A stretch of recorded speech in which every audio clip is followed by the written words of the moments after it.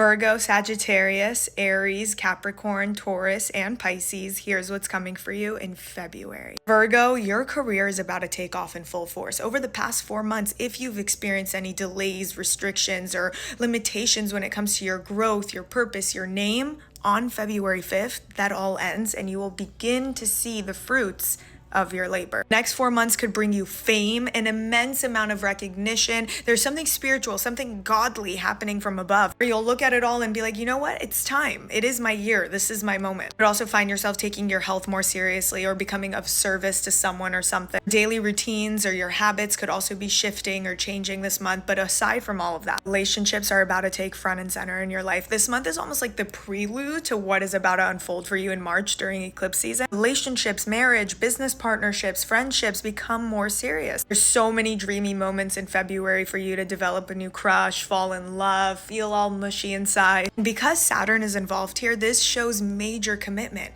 So I'm looking at your chart and I'm like, whoever is coming into your life over the next 2 months has the potential to stay forever. If you're married or in a relationship where you've had to sacrifice too much, these transits could also help you take off the rose-colored glasses and see things for what they really are. Sagittarius, I have the best news ever because your ruler Jupiter officially ends its retrograde after 4 whole months on February 5th. So if there's been any confusion, second thoughts, or even distance in your relationship, that all comes to an end. You're moving forward and progressing through one of the most, I think, important years of your life. I mean, all of your angular houses, the 4th, the 7th, the 10th, are igniting themselves up. And this always talks about a status change. Your reputation gets heightened. I've seen people get married, engaged, divorced, promoted, business deals, contracts, a job or partnership of your dream.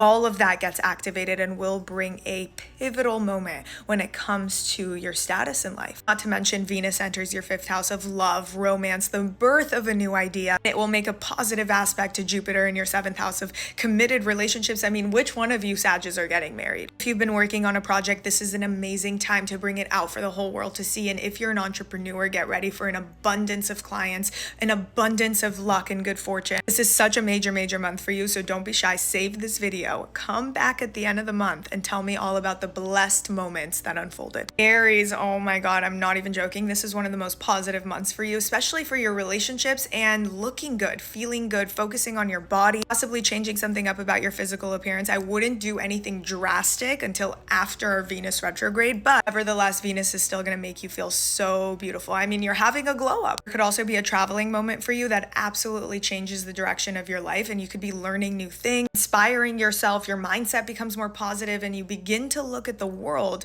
in a much spiritual and lighthearted way. And because of this switch of energy, you are going to begin attracting everything that you wanted. You could find a new skill or talent that you're really good at and really hone in on it. There's just something that you're going to become obsessed with. It will actually help bring a lot of people together and influence, and even if this sounds intense, I'm not kidding, help change society and its course. Pay attention to your dreams, pay attention to your intuition, as I believe it's going to be the strongest that it's ever been. Tapping into your subconscious mind like never before, and you're going to arrive at a place where you're healed, where you've surrendered to all of what is and what isn't. Your confidence starts to take over every area of your life. I believe that once you get through these transits, you will no longer find yourself attracting relationships that aren't good for you. You're just going to see everyone in your life as a mirror and act accordingly. So although this is a really prosperous month, you're subconsciously changing, you're becoming more spiritual, more in tune, and you're holding on to something that you believe in. And to me, that is rich. To me, that is true love.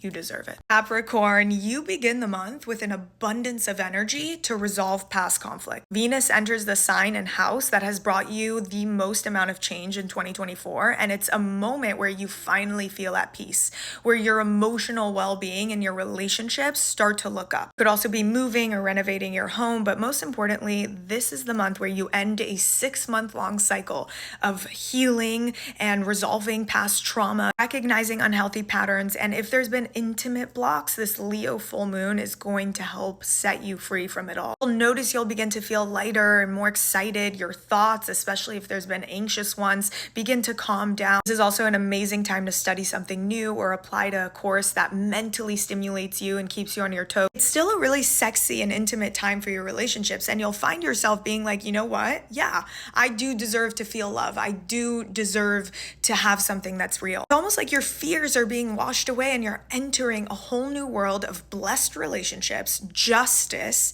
and spirituality. Towards the end of the month, Mars goes direct in your 7th, so if there's been any legal battle you've been fighting, prepare for the answers and clarity to come forward. Taurus, how big can you dream? I'm happy to announce that last month you ended a 1.5-year cycle that has forced you to heal, that has forced you to cleanse your soul. You've officially entered a new world that is going to show up as one of the most blessed and successful years of your life. This month, you're networking, you're meeting new people, new friends, your social circle begins to expand. You could find yourself eager to learn through other people and accumulating all of these gains from other people. And these people could be older than you, more mature. They could really help boost up your career. I'm happy this is unlocking for you because the past 14 years, Neptune has been clouding your 11th house of friendship. And there could have been moments where you were genuinely hurt by your friends, or even finding yourself having to let go of the people that you love the most. It's all shifting and changing, and I promise that the people that come into your life now could finally make you feel like you're included or like that you're a part of something. Mars is still retrograding in your 3rd, so there's still a lot of energy on learning, mastering your craft, short distance travels, and once it goes direct in the end of the month, you begin to feel confident in your craft. Sales, communication gets sharper, and your mind will not rest